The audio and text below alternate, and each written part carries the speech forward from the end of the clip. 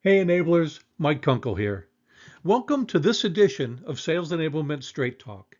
Today, I want to talk about the power of a continuous improvement loop. This is something I wish I saw more often.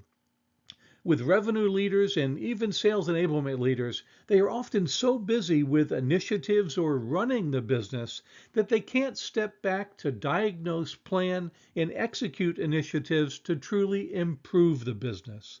They're not in a continuous improvement loop. In entrepreneurial circles, this is sometimes referred to as working in the business rather than working on the business.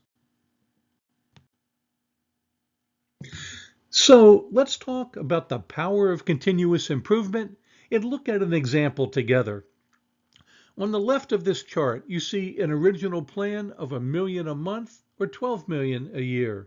This is just an example.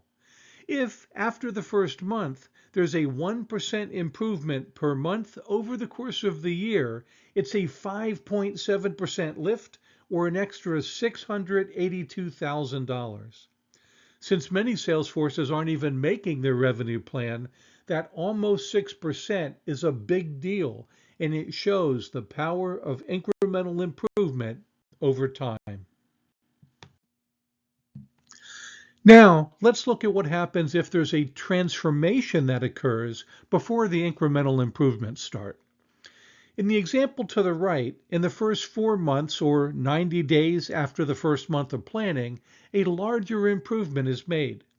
Due to some quick hit sales effectiveness work, picking up some low-hanging fruit, and beginning to establish better systems, it's almost a 19% lift in just a few months. I have absolutely seen this happen. Then, by getting into a continuous improvement loop again of just 1% per month from that point forward, it compounds into an almost 34% increase over the course of the year. This isn't to take away from the power of just incremental improvements, but when you can jumpstart with a transformational leap in performance and then build on it with the power of continuous improvement, the impacts are obvious, aren't they? This remains true even if it takes longer for the transformational efforts to get to the same point. In the example on the right, it took an additional 2 months to get to the revenue of month 4 in the example on the left. Yet, with the 1% incremental improvements over time, it's still almost 28% by the end of the year. The question is then, what do you focus on to get these improvements? This is a complex and contextual real-world question to try to answer in a brief video, but there are multiple ways to go about this, and it's always about diagnosing with performance in mind. Here's an example of a historical pipeline analysis that I've done in the past. It's excellent at pointing out where improvements are needed. This is an example that managers can use with their teams. If you look at the top of the chart, you can see that there are 5 sales process stages with a number of opportunities in each stage during the look-back period. Let's say it's 6 months in this case. And then you see the conversion ratios between stages. On the top part, in addition to an anonymous group of top performer averages, there's an anonymous group of mid-performers and then a specific manager's team averages. Below the line, you see the performance for 2 reps on the manager's team.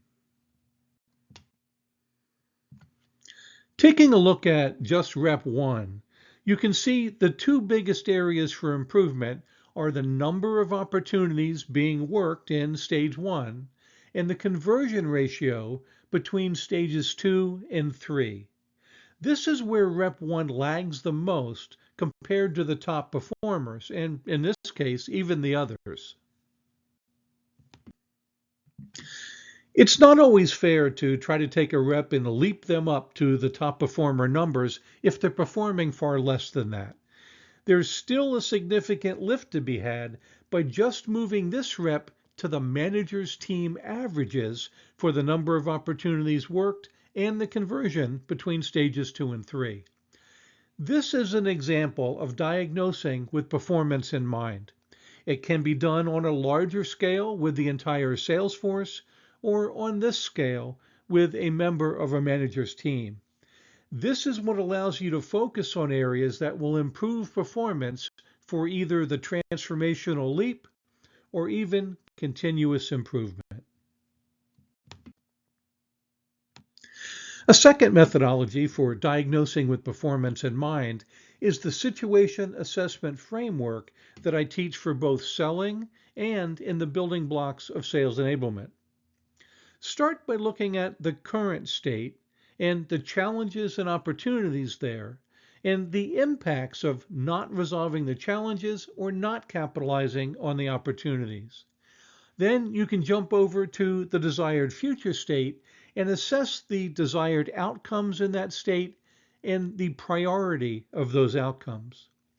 Then the needs in the middle are determined with a gap analysis to indicate what would be necessary to move from point A, the current state, to point B, the desired future state.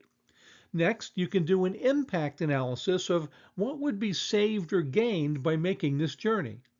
If you dollarize this, you can even compare to the cost of the solution to determine an ROI. By doing this with your sales force, it will help you identify areas to transform or, again, for continuous improvement to get to a better desired future state. Here's one last framework for today. This is the sales coaching framework and process that I teach in Sales Coaching Excellence. It's all about getting into a cadence of continuous improvement. You can see on the left that there are inputs, in this case understanding the level of competencies and the competency gaps of the sales force, or in this case, a particular salesperson. The sellers and managers work together with the salespeople owning their development and the managers being the guides or the Sherpas. Together, they enter the coaching process where they will diagnose, plan to close gaps that have been identified, pick the right solutions, put those solutions in place, and circle between do and review until performance improves and you get the desired results. Then, the most important thing, and in line with the theme that we're discussing, look at the arrow moving from results back to inputs. This is what I refer to as the loop, and what will get you into a cadence of continuous improvement by always going back to the beginning to start again. This creates that loop of continuous improvement. These are a few examples, but there are many other ways to foster continuous improvement. I have a solution chart, for example, that helps managers diagnose why people aren't doing what they should and what to do about it. I have another performance analysis worksheet that also helps to identify root causes and find the best solutions. The tools are out there for anyone who wants to get better results. You just need to get off the merry-go-round long enough to figure out what to do and then execute. So, what are some good next steps? Well, for sales and revenue leaders and sales managers, visit modernsalesfoundations.com and check out the Sales Coaching Excellence program. It teaches some of the exact things that I've shared today. Sales and revenue enablement leaders, visit goffwd.com/blocks to explore the building blocks of sales enablement learning experience, which will teach you what you learned here and more. That's it for this week, enablers. I sincerely hope that these ideas will help you take action to create a continuous improvement loop for your sales force. Stay the course, everybody, and make an impact with enablement.